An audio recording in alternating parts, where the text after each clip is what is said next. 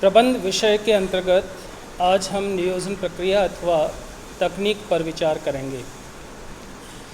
नियोजन किसी कार्य को कौन करेगा, कैसे करेगा, कब करेगा, किस विधि के अनुसार करेगा, रिसोर्सेज संसाधन कहाँ से आएंगे, किस तरह आएंगे, उनका स्ट्रक्चर या ढांचा क्या होगा और उन्हें किन किन मदों पर किस तरह कब कब व्यय किया जाएगा इत्यादि का पूर्व निर्धारण करना नियोजन कहलाता है।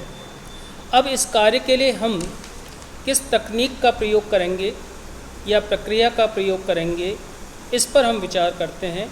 ये है पहले उद्देश्यों का निर्धारण करना।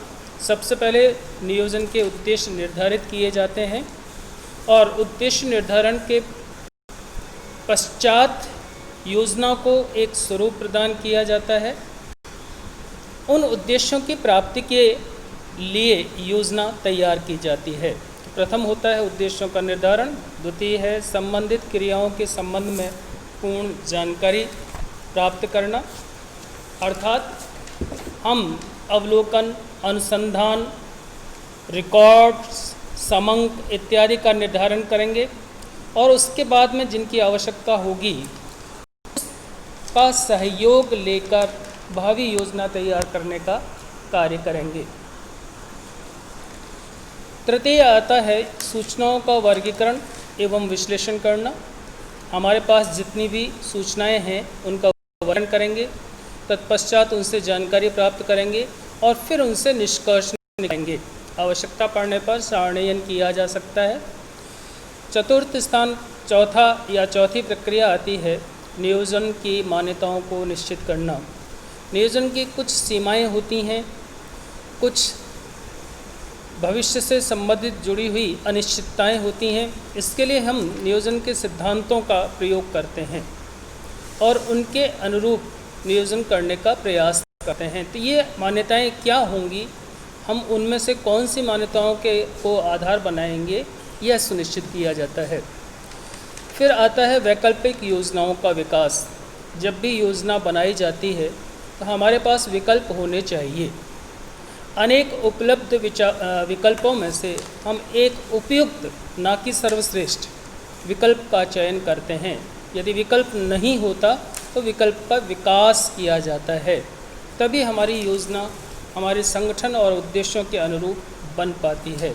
तो ज़रूरी है कि विकल्पों का विकास किया जाए, वैकल्पिक योजनाओं का डेवलपमेंट किया जाए, विकास किया जाए और उनमें से फिर चयन किया जाए। तत्पश्चात विकल्पों का मूल्यांकन किया जाता है। यह ज़रूरी नहीं है कि हम सर्वश्रेष्ठ विकल्प का चयन करें। संगठन की आवश्यकता, प्रभावशीलता और मितव्ययता के आधार पर हम विकल्पों का मूल्यांकन करते हैं। फिर उपयुक्त विकल्प का चयन करते हैं।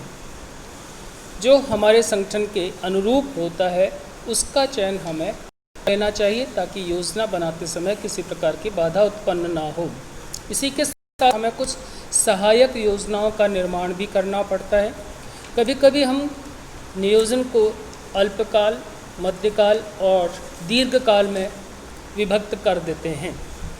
अब दीर्घकालीन नियोजन के लिए हमें कुछ सहायक योजनाओं की भी आवश्यकता पड़ती है, या हो सकता है कि तत्कालीन उद्देश्य को प्राप्त करने के लिए भी हमें अनेक छोटी छोटी योजनाओं की ज़रूरत पड़े, तो ऐसी सहायक योजनाओं का निर्माण भी पूर्व में किया जाता है।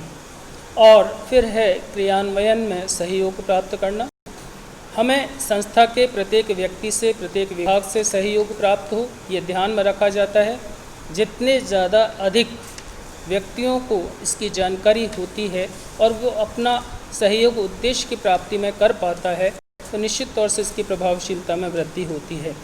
और अंतिम इसका आता है बिंदु आता है नियोजन का अनुवर्तन करना, फॉलोअप करना।